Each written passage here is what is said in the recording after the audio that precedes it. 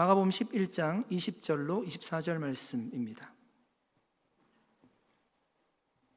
네, 제가 20절 말씀 먼저 읽겠습니다. 그들이 아침에 지나갈 때에 무화과 나무가 뿌리째 마른 것을 보고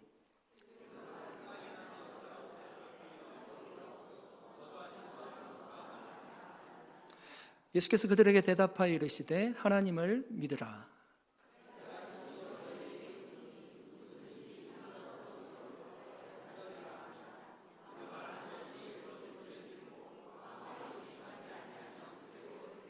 같이 읽겠습니다.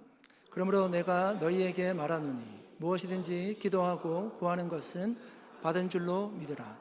그리하면 너희에게 그대로 되리라. 아멘. 잠깐 기도하겠습니다. 하나님 아버지, 이 시간 주님의 말씀 앞으로 나아갑니다. 우리에게 말씀하여 주시고 그 말씀이 소망이 되게 해 주시옵소서. 감사드리며 예수님의 이름으로 기도드립니다. 아멘. 여러분, 어떤 나무가 하루 만에 마른 것을 본 적이 있으십니까? 없으세요? 제가 이렇게 좀 찾아보니까요, 자연적인 질서 속에서도 하루 만에 나무가 마르는 경우가 있다고 합니다. 갑자기 뿌리가 손상을 당하게 되면 나무 전체로 올라가야 될 물길이 막힌다고 합니다. 그러면 아침에 일어나 보면 나무가 시든 것을 볼 수 있다고 합니다. 또 우리가 알다시피 강한 제초제나 독성 물질이 잎이나 줄기를 타고 들어가게 되면 그런 경우에도 나무가 빠르게 마른다고 합니다. 또 강한 어떤 서리가 내리는 날에 기온이 뚝 떨어지기 때문에 그 잎과 줄기에 있는 수분이 얼어붙으면서 아침에 보면 나무가 말라 있는 것을 발견하기도 한다고 합니다. 또한 심한 병충해가 돌 때에도 그런 현상들이 일어난다라고 합니다. 여러분, 제가 말씀드린 이런 모든 것들은요, 자연 현상 속에서 일어나는 일들입니다. 그런데 오늘 본문에 보니까 뿌리째 마른 무화과 나무가 등장을 합니다. 그런데 그 무화과 나무는 이런 자연적인 질서 때문에 일어난 일은 아니었습니다. 예수님이 그 전날에 그 무화과 나무를 저주하셨습니다. 그 말씀 그대로 다음 날 그 무화과 나무가 마르게 된 것입니다. 그러니까 예수님이 어떤 의도를 가지시고 그 무화과 나무를 말리셨다는 겁니다. 바로 제자들에게 주시고자 하는 교훈이 있으셨던 것입니다.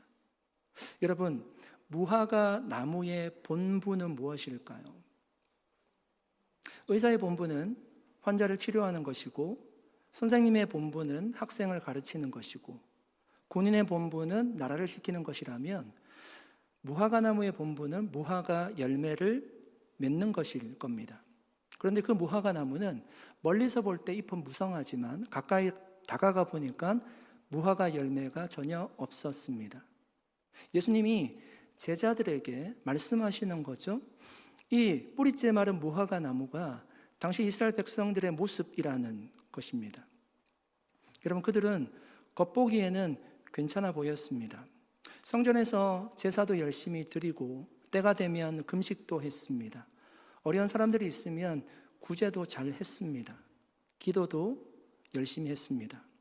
그런데 사실 그들의 마음속에는요, 하나님을 향한 사랑하는 마음이 식어가고 있었고, 이웃을 봐도 긍휼히 여기는 마음이 메말라가고 있었습니다. 우리가 지난주에 살펴봤던 성전도 마찬가지의 모습이었습니다. 여러분, 성전이 먼 곳에서 볼 때 바라볼 수 없을 정도로 굉장히 빛났습니다. 화려했습니다. 그런데 성전 안에는 예배와 기도가 사라졌습니다. 사람들이 성전에 오면서 자신의 죄를 오히려 숨겼습니다. 장사하는 집이 되었고요, 강도의 소굴이 되었다라고 이야기를 합니다. 여러분, 이것이 당시 이스라엘 백성들의 모습과 똑같은 것입니다. 보기에는 굉장히 괜찮아 보이지만 그 마음 안에는 주님을 향한 사랑하는 마음이 전혀 없고 열매도 전혀 없고 생명력이 있는 신앙생활을 그들은 잃어버렸습니다. 오늘 본문에 보니까 예수님이 저주한 그 무화과 나무가 뿌리째 마른 것을 보고요, 제자들이 굉장히 놀랍니다. 20절 21절 말씀입니다. 그들이 아침이 지나갈 때에 무화과 나무가 뿌리째 마른 것을 보고 베드로가 생각이 나서 여쭤오되 랍비여 보소서, 저주하신 무화과 나무가 말랐나이다. 여러분, 무화과 나무가 왜 말랐을까요? 오늘 본문에 그 단서를 제공하고 있습니다. 뿌리째 말랐대요. 그러니까 뿌리에 문제가 생긴 거예요. 무화과 나무가 마르지 않으려고 하면 뿌리에 물이 공급이 되어야 됩니다. 이스라엘 백성들의 모습도 동일하다는 이야기입니다. 그들도 뿌리가 말랐어요. 왜? 그 뿌리가 생명의 근원 대신, 생명의 물길 대신 하나님께 닿아 있지 않았기 때문입니다. 여러분, 나무가 열매를 맺으려면 반드시 그 뿌리가요, 물에 심겨져 있어야 됩니다. 영적으로도 마찬가지예요. 신앙의 뿌리가 하나님께 반드시 닿아 있을 때만 열매를 맺을 수 있습니다. 하나님과의 관계가 끊어지면 아무리 좋아 보여도, 괜찮아 보여도, 그럴듯해 보여도 그 신앙은 결국 말라가고 있는 겁니다. 그래서 예수님은 이 무화과나무 사건을 통해서 제자들에게, 우리에게 말씀하시는 거예요. 겉모습만 화려한 조화와 같은 삶이 아니라 뿌리가 살아있을 때만이 열매를 맺을 수 있다는 겁니다. 하나님과 연결된 신앙이 있을 때만이 좋은 열매를 맺을 수 있습니다. 여러분, 그렇다면 우리가 한번 반대로 한번 생각해 볼까요? 우리가 아무 열매도 맺지 못하고 있다라면, 우리가 교회를 오면서 생명력을 잃어버린 신앙생활을 하고 있다라면 우리는 무엇부터 점검을 해야 될까요? 우리가 열매를 얻지 못하는 이유는 우리가 열매 얻는 방법을 알지 못하기 때문이 아마 아닐 겁니다. 여기에 30년, 40년 평생을 신앙생활 하셨던 분들이 계실 텐데 여러분 어떻게 하면 열매를 맺고 계시는지, 있는지를 다 아실 거예요. 내가 생명력 없는 신앙생활하고 내가 열매 맺지 못하는 신앙생활을 하고 있다면 우리가 가장 먼저 점검해 보아야 될 것은 내 신앙의 뿌리가 지금 어디에 닿고 있는지를 보아야 됩니다. 내 신앙의 뿌리가 정말 생명의 근원 대신 하나님께 닿아 있는지를 점검해 보아야 합니다. 그때만 우리가 하나님께서 주시는 충분한 영양분을 공급받고요, 생명력 있는 열매 맺는 신앙생활을 할 수 있습니다. 아니면 여러분, 하나님께 우리가 그 영양분을 받지 못하고 있다라면 우리는 아마 그럴 거예요. 다른 대체 에너지를 찾을 것입니다. 하나님께 뿌리 내리지 않고 있다라면 우리는 반드시 다른 곳에 뿌리 내리고 있을 거예요. 세상에 그 뿌리를 내리고 있든지, 아니면 내가 위로받기 위해서 다른 사람에게 그 뿌리를 내리고 있든지, 아니면 내 자신에게 깊이 뿌리를 내리고 있을 것입니다. 반드시 어딘가에는 뿌리 내리고 있을 것입니다. 사랑하는 여러분, 주님이 말씀하십니다. 신앙의 열매는 우리의 노력만으로 맺혀지는 게 아니라는 것입니다. 하나님께 깊이 뿌리 내릴 때만이 신앙의 열매를 맺을 수 있습니다. 주님 말씀하셨잖아요. 포도나무 가지가 포도나무에 붙어 있을 때만이 열매를 맺을 수 있다라고 하십니다. 우리가 말씀에 깊이 뿌리 내리고, 기도에 깊이 뿌리 내리고, 예수 그리스도 안에 깊이 뿌리 내릴 때만이 우리는 비로소 신앙의 열매가 맺히는 삶을 살아갈 수 있을 것입니다. 여러분, 신학가에 심은 나무가 아무것도 하지 않아도요, 철을 따라 열매를 풍성하게 맺었다라고 합니다. 아니, 왜 그럴까요? 아무것도 하지 않았어요.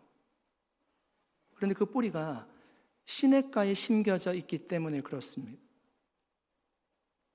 시편 1편은요, 그 시냇가에 심겨진 나무와 같은 사람이 복 있는 사람이라고 이야기하고 있어요. 그런데 복 있는 사람은 왜 복 있는 사람이 되었을까요? 악인들보다 똑똑해서, 악인들보다 돈이 많아서 복 있는 사람이 아니었습니다. 여러분 알고 계시잖아요.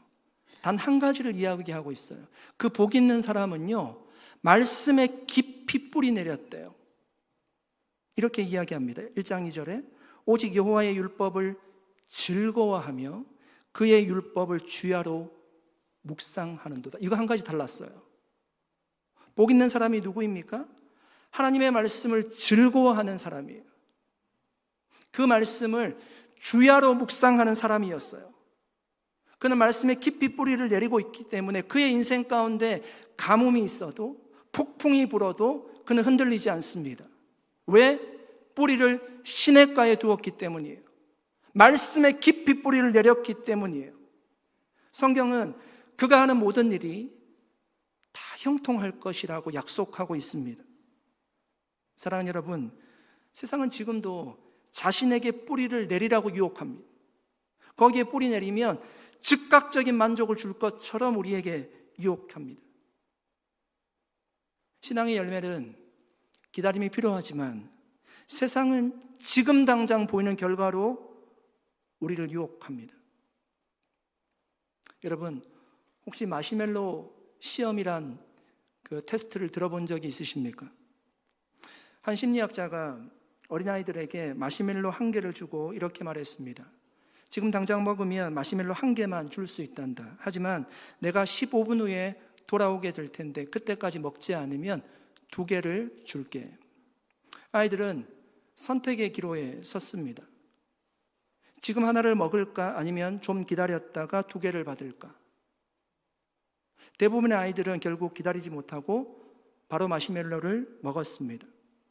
그 순간은 달콤했습니다. 그런데 더 이상의 보상은 없었습니다. 그런데 몇몇 아이들은 꾹 참고 기다렸습니다. 독한 아이들입니다. 15분 후에 실험자가 돌아왔을 때 그들은 2개의 마시멜로를 받았습니다. 여러분, 그런데 이 실험이 화제가 된 것은요, 아이들이 다 성장을 하고 추적해 보았다는 것이에요. 마시멜로의 유혹을 잘 이겨낸 아이들이 학업 성취도나 좌절과 스트레스를 견디는 힘이 더 좋았다는 것입니다. 여러분, 이 마시멜로 하나의 유혹이 바로 세상이 주는 유혹과 같은 거예요. 세상은요, 지금 당장 행복해지라고 우리에게 얘기하는 거예요. 지금 눈앞에 걸 붙잡으라고 유혹합니다. 세상은 즉각적인 만족으로 우리를 흔듭니다. 불량식품은 맛있습니다. 그런데 그 불량식품을 오래 먹으면 건강에 해를 끼칩니다. 세상이 주는 유혹이 대부분 그와 같은 거예요. 여러분, 운동을 하시는 분들은 아시겠지만 운동을 하지 않을 이유는요, 100가지도 넘을 겁니다. 날이 조금 흐리면 날이 좋지 않다고 운동하러 나가지 않습니다. 배가 부르면 지금 배가 약간 부르다고 뛰기를 싫어합니다. 오늘 친구들 만날 약속이 있다고 운동을 미룹니다. 한두 번은 괜찮지만 그렇게 계속 오래 지속이 되게 되면 건강을 잃어버리게 될 겁니다. 건강을 유지하기가 어려울 거예요. 학생들이 지금 당장 공부하는 거 너무너무 싫어하죠. 공부하는 거 좋아하는 학생들 거의 없을 것입니다. 그런데 지금 학생의 본분이 공부를 하지 않으면 자신이 이루고 싶은 미래를 꿈꾸기가 어렵습니다. 그럼 신앙생활도 마찬가지지 않습니까? 우리가 말씀 보고 기도하는 것, 내가 결단하고 결심하지 않으면 어려운 일입니다. 그때 내가 하고 싶은 일들이 너무너무 많아요. 그건 다 편한 일들입니다. 내가 힘들이지 않아도 할 수 있는 일들이에요. 자는 것, 쉬는 것, 영상 보는 것 다 그렇게 할 수 있습니다. 그런데 그 시간이 길어지면 아마 우리에게 심각한 영적인 게으름이 찾아오게 될 것입니다. 하나님과 멀어지는 일들이 일어날 거예요. 세상은 지금 당장 편한 삶, 지금 만족을 누리라고 하는 거예요. 거기에 뿌리를 내리라고 유혹합니다. 그러나 주님은 말씀하십니다. 우리가 뿌리를 깊이 내릴 곳은 주님께 내리라는 것입니다. 그때 우리는 정말 영원히 남을 열매, 하늘의 상급의 열매, 영혼의 열매를 맺게 될 것입니다. 시편 1편에서 약속하듯이 그가 하는 모든 일이 다 형통하게 될 것입니다. 그러므로 여러분 당장 눈앞에 있는 만족만 쫓아가는 삶이 아니라 주님께 깊이 뿌리 내려 좋은 신앙의 열매를 맺는 저와 여러분 될 수 있기를 간절히 축복합니다. 예수님은 뿌리채 마른 그 무화과 나무를 보고 깜짝 놀라는 제자들에게 이렇게 말씀하셨습니다. 22절 말씀입니다. 예수께서 그들에게 대답하여 이르시되 하나님을 믿으라. 여러분, 이 말씀이 좀 이해가 되시나요? 본문의 흐름상 이 말씀이 이해가 되시나요? 예수님은 뿌리채 마른 무화과 나무를 보고 지금 놀라고 있는 제자들에게 나를 믿으라고 얘기하고 있습니다. 마른 무화과 나무는 우리가 알다시피 이스라엘 백성들을 상징하는 것입니다. 그 나무처럼 이스라엘 백성들은 생명력을 상실했어요. 왜 그들이 생명력을 잃어버렸나요? 우리가 함께 말씀을 나누었듯이 그들의 신앙의 뿌리를 하나님께 두지 않았습니다. 그런데 그렇다면 왜 그들은요 자신의 신앙의 뿌리를 하나님께 두지 않았을까요? 아니, 하나님의 백성이라고 얘기하던 사람들 아닌가요? 성전에서 제사 드리는 사람 아니에요? 그런데 왜 자신의 신앙의 뿌리를요 하나님께 두지 않는 일이 일어났을까요? 믿음을 잃어버린 거예요. 하나님께 대한 믿음이 사라졌어요. 지금 주님은 제자들에게 말씀하시는 겁니다. 너희가 열매 없는 무화과 나무처럼 되지 않으려면, 반대로 열매를 맺으려면 먼저 무엇부터 하라는 것입니까? 하나님을 믿으라는 거예요. 하나님을 믿으라는 거예요.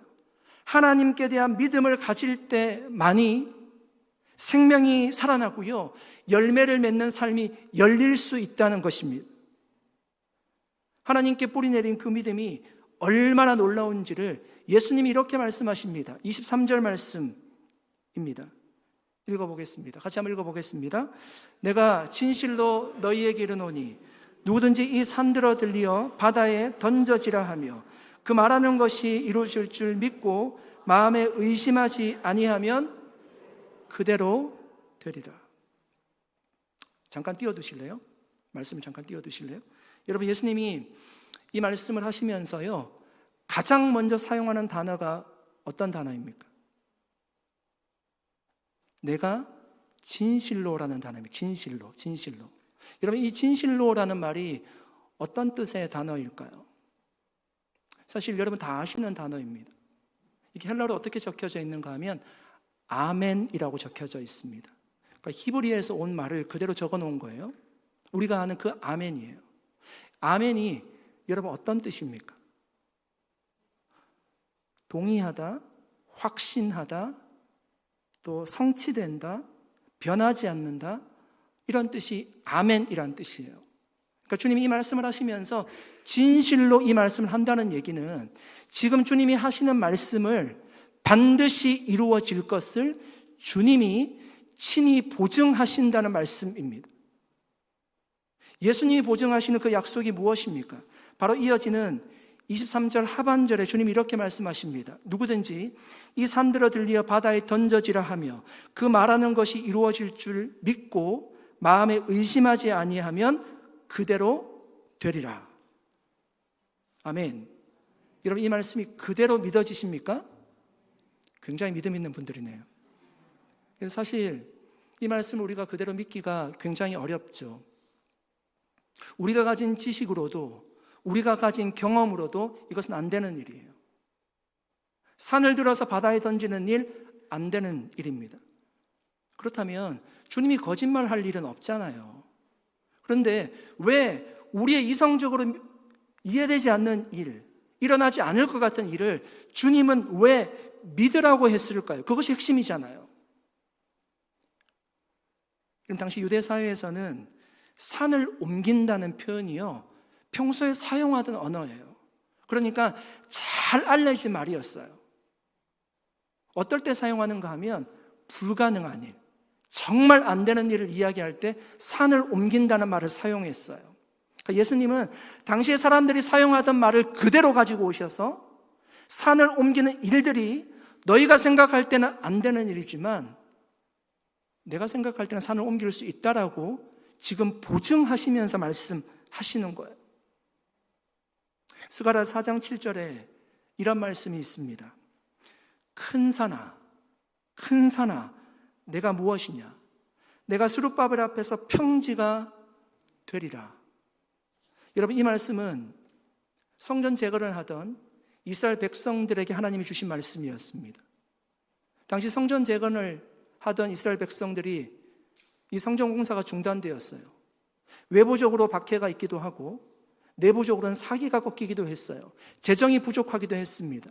성전 공사가 끊어진 상태였습니다. 그때 사람들의 마음속에 어떤 마음이 들까요? 그 현장을 보면서요, 뼈대만 세워진 그 현장을 보면서 이거는 정말 큰 산것 같구나. 이거는 우리가 할 수 있는 일이 아니구나. 이런 마음이 들 때 하나님이 말씀하시는 거예요. 이럴 때 사용하는 말이요, 큰 산이란 용어입니다. 하나님은 그때 그 산을 보시고 말씀하십니다. 큰 산아, 내가 무엇이냐? 내가 스룹바벨 앞에서 평지가 되리라. 여러분, 이 말씀 보십시오. 하나님이 산에게 말씀하세요. 산을 보고 말씀하세요. 하나님이 큰 산아, 내가 무엇이냐? 내가 평지가 되리라. 너희 앞에 놓인 거대한 산과 같은 문제, 불가능할 것처럼 보이는 그 현실이 내 능력 앞에서는 평지가 될 거라는 거예요. 산이 없어질 거예요. 그들에게 큰 산은 무엇이었습니까? 성전 공사가 완공되는 것이었어요. 그것이 큰 산이었어요. 정말 성전 공사가 완성이 되었죠. 완공이 되었죠. 여러분, 그러니까 여기서 하나님이 산이라고 하신 것은요, 단순히 물리적인 산만을 이야기하는 것이 아닙니다. 그것은 우리의 힘으로는 도저히 옮길 수 없는 문제, 즉 우리 인생에 불가능한 일들을 이야기하는 거예요. 그 상징이 바로 큰 산입니다. 큰 산입니다. 여러분, 여러분에게는 그 큰 산이 무엇입니까? 아마 우리 각자에게는요, 한두 가지 정도 내가 생각하는 아마 큰 산이 있을 것입니다. 그런데 우리는 그 산이 절대로 옮겨질 수 없다라고 보통 생각합니다. 왜 우리는 그렇게 생각할까요? 그 산을 보면서 이 산은 옮겨질 수 없어, 그렇게 생각할까요? 사실 이유는 아주 간단합니다. 산을 옮기는 주체를 나라고 생각하기 때문이에요. 내가 생각하는 내 능력이 있어요. 내 지식이 있어요. 안 되는 거죠. 내가 가지고 있는 능력으로는 산을 옮길 수 없기 때문에 나는 산을 옮길 수 없다라고 생각하는 거죠. 그런데 여기서 중요한 것은요, 산을 옮기는 주체가 내가 아니라 하나님이 옮기신다는 거예요. 하나님이 큰 산을 보고 말씀하세요. 평지가 되리라. 하나님이 그 산을 보시고요, 바다에 던져지라고 말씀하십니다. 여러분, 어떻게 그런 일이 일어날 수가 있을까요? 하나님이 산에게 말씀하신다는 것은 하나님이 그 산을 만드셨다는 것이잖아요. 하나님이 바다를 만드셨다는 것이잖아요. 만드신 분이 산에게 명하는 것입니다. 평지가 되라, 바다에 던져지라 말씀하는 거예요. 만드신 분이 그 일을 못 하시겠습니까? 우리에게는 너무나 큰 산처럼 보이지만 하나님께는 작은 동산도 안 될 거예요. 우리에게는 거대한 장벽 같아 보이지만 하나님에게는 낮은 담과 같이 보일 겁니다. 사랑하는 여러분, 믿음이란 무엇입니까? 오늘 본문에서 말씀하는 믿음이란 무엇일까요? 믿음은요, 우리가 할 수 있다는 자신감을 가지는 것, 용기를 가지는 것, 그런 거 아니에요. 주체를 바꿔서 생각하는 것입니다. 내가 아니라 하나님이 그 산을 옮겨 주실 줄 믿는 것이 믿음입니다. 최근에 한 신문 기사를 보았습니다. 그리고 관심이 있어서 영상을 찾아보았습니다. 영상이 있어서 제가 보았어요. 강원도 정선에 청룡사라는 절이 있습니다. 어느 목사님이 기도하는 중에 하나님의 음성을 들었습니다. 저 청룡사로 가라. 하나님이 쓰시겠다고 하라. 여러분, 얼마나 목사님이 그 하나님의 응답을 받고요 두려웠을까요? 절에 가서 그건 잘못 생각하면 어떻게 보면 종교 탄압하는 거 아닙니까? 그 절을 하나님께서 쓰시겠다라고 얘기하는 거 얼마나 어려운 일입니까? 그런데 하나님 말씀하셨으니까 그 절을 찾아갔습니다. 그런데 두려워서 말도 하지 못하고 발걸음을 돌렸어요. 다시 교회에 와서 기도하는데 하나님 말씀하시니까 가라는 음성을 계속 들려주시는 겁니다. 다음 날 아침 일찍 일어나서 저를 찾아갔습니다. 그 주지사님을 만났습니다. 그리고 스님에게 얘기하는 겁니다. 스님, 이 절을 하나님께서 쓰시겠다라고 하십니다. 스님이 그 이야기를 듣고요 이야기하는 겁니다. 하나님이 쓰시겠다고 하시면 제가 어떻게 막겠습니까? 그리고 스님이 이야기를 이어갔습니다. 이게 사진이 있을 텐데요. 그 주위를 보시면 굉장히 아름답고 사실은 관광지로도 개발될 수 있는 곳입니다. 그래서 카페를 운영하시는 분들이 저 절을 카페로 사용하려고 팔라고 몇 번이나 찾아왔다고 합니다. 그런데 스님이 말하기를 어떻게 저를 카페에 팔겠습니까? 하나님이 쓰시겠다고 하면 교회에는 팔겠습니다 라고 얘기하는 겁니다. 그런데 문제는 재정이 없는 거예요. 그 교회는 비닐하우스에서 예배드리는 교회였거든요. 그런데 하나님께서 하시니까 순식간에 길이 열려버렸습니다. 전국에서 1,500명 이상이 기도하고 헌금하게 되었습니다. 단 일주일 만에 절터를 구입했습니다. 지금 저곳은 보이는 모습 그대로 절이지만 사실은 교회입니다. 청룡사가 아니라 세일감리교회입니다. 올해 몇 달 전에 일어난 사건이에요. 여러분, 지금은 저곳에 불상이 사라지고요 십자가가 세워졌습니다. 사랑하는 여러분, 오늘 저와 여러분의 삶에도 절터 같아 보이는 자리, 불가능해 보이는 자리가 있지 않습니까? 그때 우리가 해야 될 일은 무엇일까요? 주님이 이곳을 쓰시겠다라고 하실 때, 하나님이 이 산을 옮기시겠다라고 말씀하실 때 여러분 믿음을 가지고 순종하는 것입니다. 그 목사님이 저를 찾아가지 않았다면, 두려운 마음에 찾아가지 않았다면 그런 일이 일어나지 않았을 거예요. 여러분, 그때 진짜 싸워야 할 적은요 우리 바깥에 있지 않아요. 우리 내부에 있습니다. 내 마음속에서 스물스물 올라오는 의심이라는 적이에요. 그 산을 볼 때마다 생각될 거예요. 정말 될까? 이건 너무 어려운 일인데, 성전이 지금 어떻게 지어질까? 절이 어떻게 교회가 될까? 그 산을 볼 때마다 계속 생각이 들 것입니다. 예수님 말씀하십니다. 그 말하는 것이 이루어질 줄 믿고 마음에 의심하지 아니하면 그대로 되리라. 사랑하는 여러분, 믿음은 현실을 무시하는 것이 아닙니다. 보이는 현실을요 부정하는 것도 아니에요. 믿음은 현실 위에 있는 하나님을 믿는 거예요. 하나님의 역사하시면 약속하신 것을 반드시 이루신다는 것을 믿는 거예요. 내가 아니라 하나님이 하신다는 확신을 붙잡는 것입니다. 베드로가 이런 무리를 걸었어요.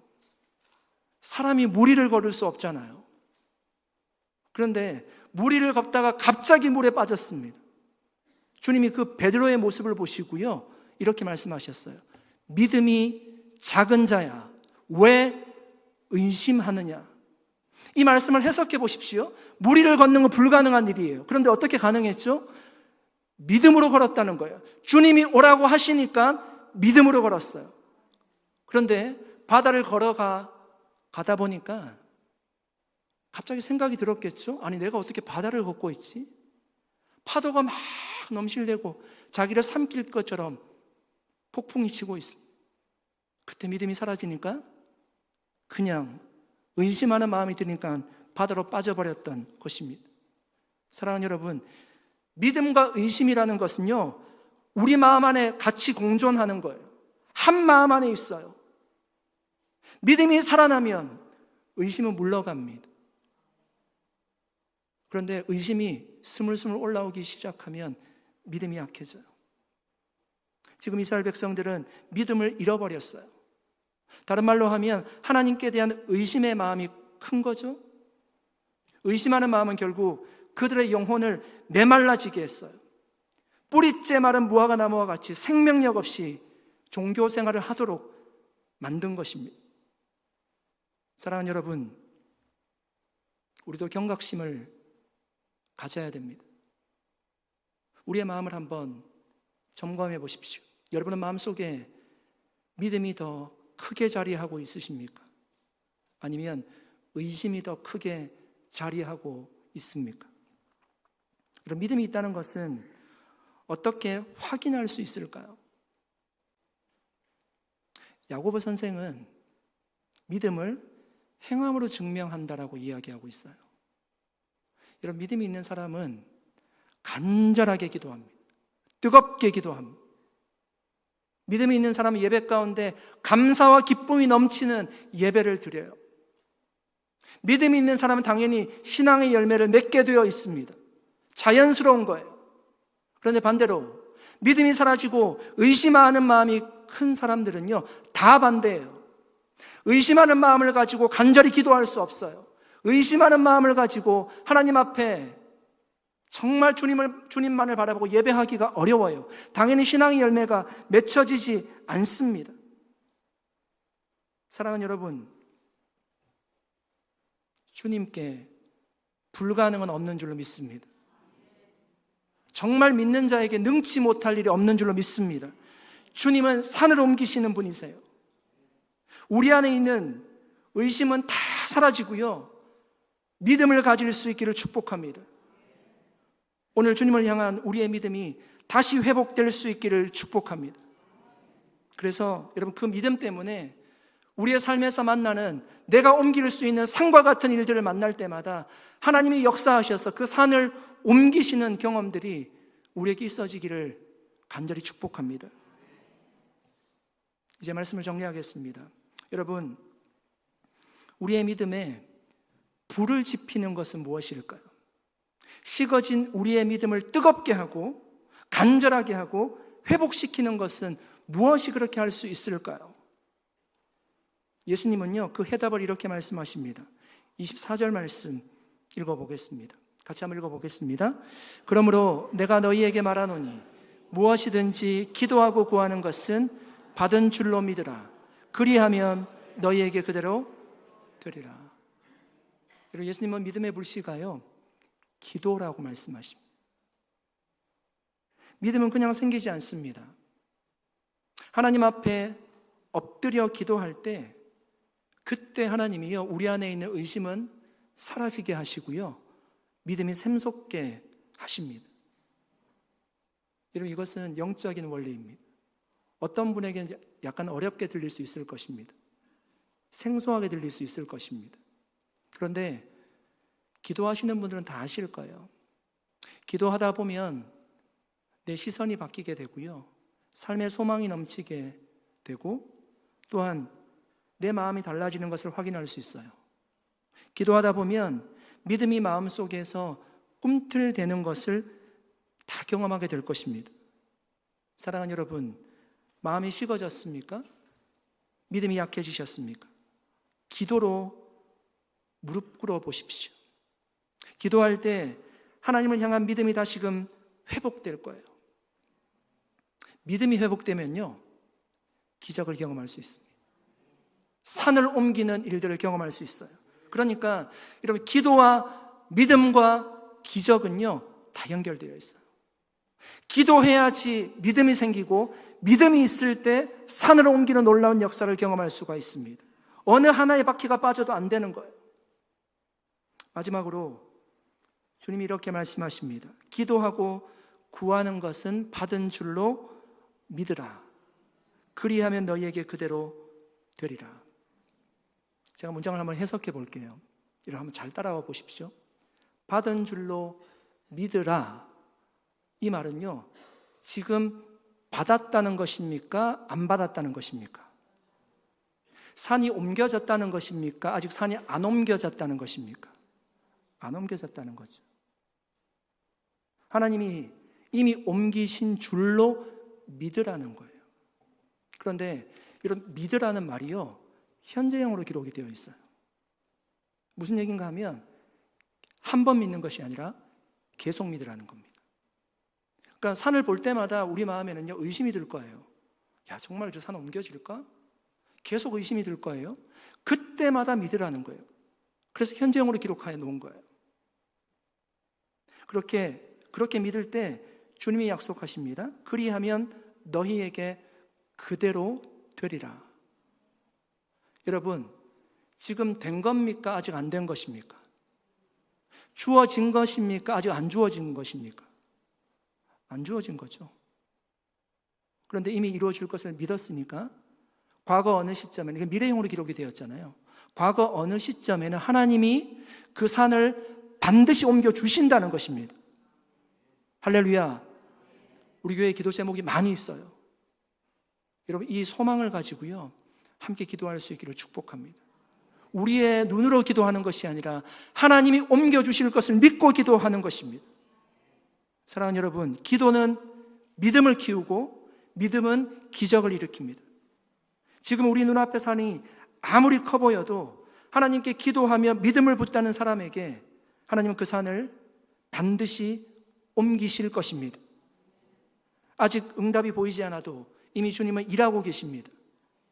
그러므로 받은 줄로 믿으시기 바랍니다.